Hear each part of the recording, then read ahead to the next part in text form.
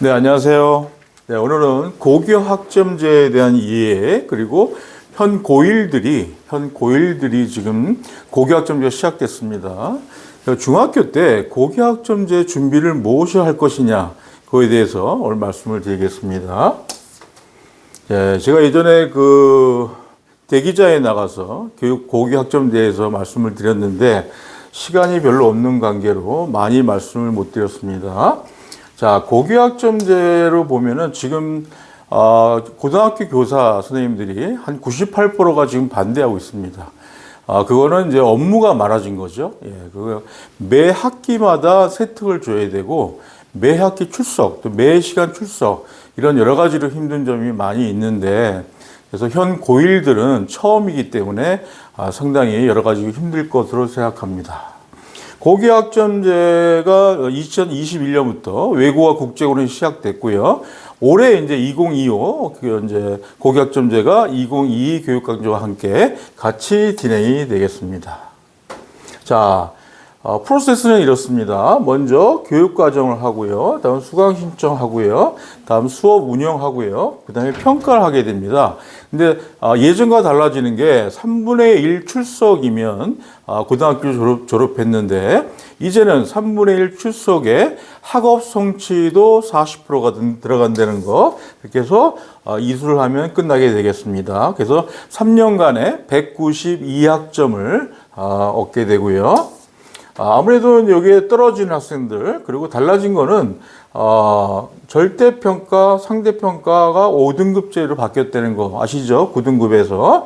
그리고 아까도 말씀드린 대로 학업 성취율이 40%다. 이거 꼭 잊지 마시기 바랍니다.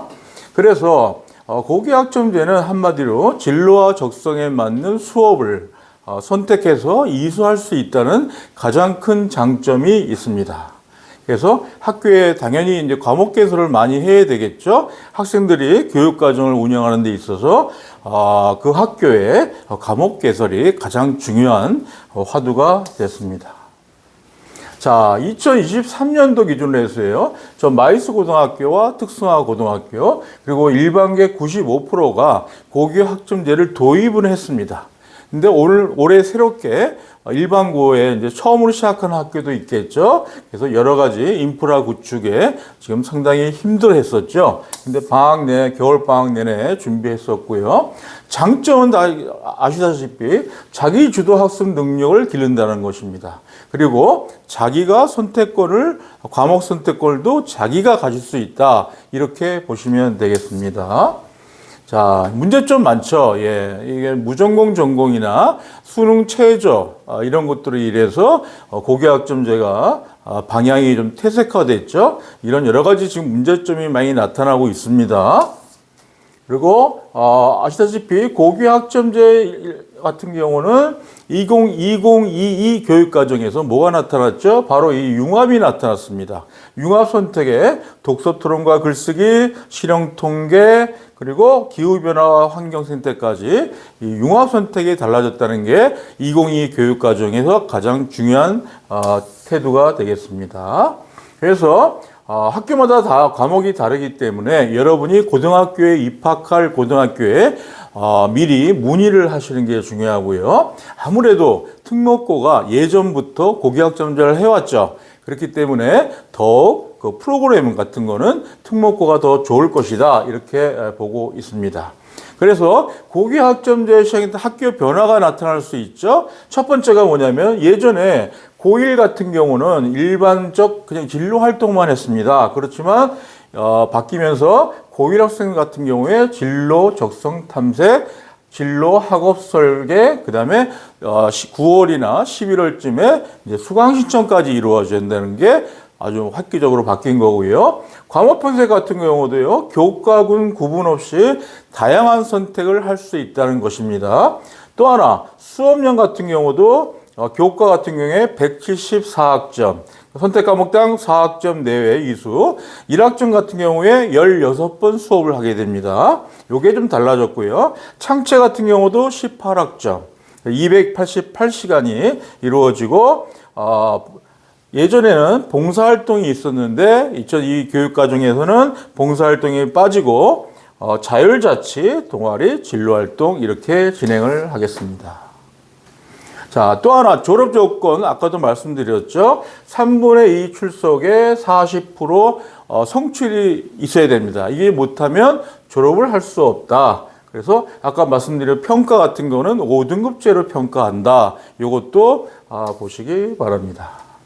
그래서 학교마다 공간 활용이 전부 다 필요하기 때문에 이런 홈베이스나 도서관 같은 경우에 리몰딩을 많이 했죠. 그리고 소규모 스터디룸도 만들고요.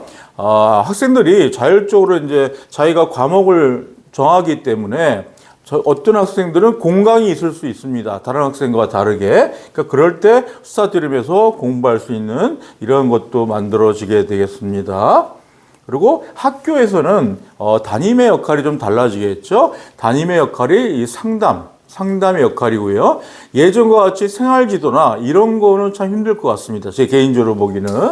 그래서 여러 가지 공식 사이트가 있습니다. 근데 이 셋 중에 제가 추천해 드린다면 이 서울시 교육청의 고교학점제를 보시면 도움이 많이 될 거라 생각합니다. 자, 그렇다면 현 중학교 학생들은 고교학점제에 대해서 무엇을 준비할까? 거기에 대한 대비 방법 같은 거 말씀드리겠습니다. 자, 고교학점제에 따른 중학생 필수. 자, 첫 번째가 개인 흥미 파악, 두 번째가 학습 시간 관리, 세 번째가 창의력 비판적 사고. 자, 네 번째가 독서입니다. 독서 토론의 중요성. 다섯 번째가 타인과 협업, 공동체 의식. 자, 이게 왜 필요하냐? 고교학점제에 들어가게 되면 첫 번째가 개인 흥미 관심입니다. 그래서 이제는 자기가 과목을 선택해야 되고 자기 계열과 진로를 중학교 때 정하셔야 됩니다. 그렇기 때문에 개인 흥미 능력에 맞춘 맞춤형 교육을 많이 해야 되고요. 부모님 같은 경우는 진로 직업 탐색을 학교에서만 하지 마시고요. 그 센터나 여러 가지를 통해서 그 자녀의 직업 탐색 같은 것도 많이 해보시면 고교학점제에 도움이 되실 겁니다.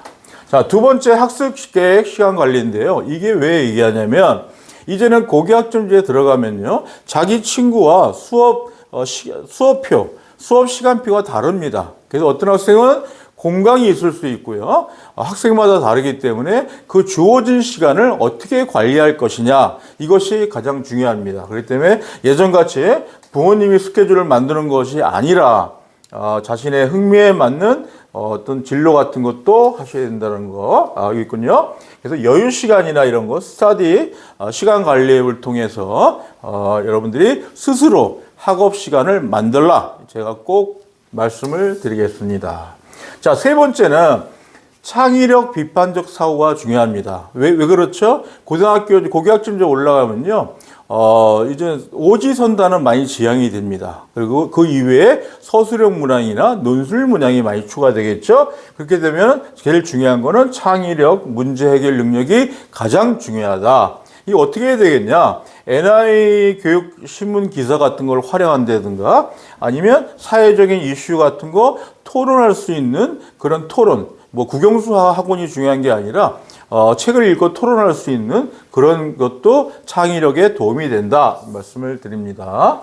가장 중요한 화두가 뭐죠? 이 독서잖아요, 독서. 예, 그 때문에 독서에 관계된 사고력이나 이런 논리적 사고 그리고 독서를 하다 보면 그 안에서 문장 해석이나 이런 게 엄청 도움이 됩니다. 저번에 교육부에서 사회통합과 사회과학을 예시로 문항을 냈습니다. 거기를 보면은 다른 사회통합이나 사회과학 전문적 지식도 중요하지만 그 문제를 해석하는, 이해하는 능력이 정말 중요합니다. 저도 깜짝 놀랐어요. 네. 그렇기 때문에 이 독서력은 상당히 중요하다는 말씀 드리고요. 마지막으로 이제 고교학점제가 되면요. 어떤 소그룹이나 자율동아리나 여러 가지 팀 프로젝트 이런 것들이 많이 주어지거든요. 그렇기 때문에 미리 중학교 때 이런 연습을 많이 해보시는 게 좋고요. 자율동아리 같은 것도 많이 조직해 보시고요. 이걸 중학교 때 미리미리 연습을 하셔야 됩니다. 그렇기 때문에 고교학점제는요, 어떤 제도보다도요, 여러분들이 이게 기본이 되는 이런 걸 많이 하셔라. 그리고 학생들이 가장 약한 게 바로 이 협업과 공동체입니다. 그래서 협업과 공동체에 아주 능력을 발휘하는 학생은 분명히 어떤 모임이나 이런 동아리나 여러 가지에서 이제 특출나게 나타납니다. 근데 그게 바로 세특에 적용이 되고요. 때문에 여러분들 협업 공동체 꼭 잊지 마시기 바랍니다.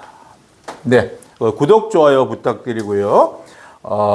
여러분 모두 잘 될 겁니다. 잘 될 겁니다. 그래서 여러분 최선을 다하셔서 미리미리 중학교 때 준비를 하시고, 제가 한 가지 강조하고 싶은 건 뭐죠?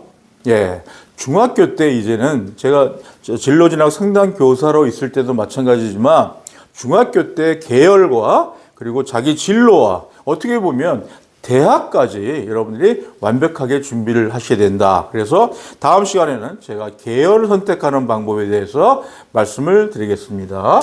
네, 여러분 감사합니다.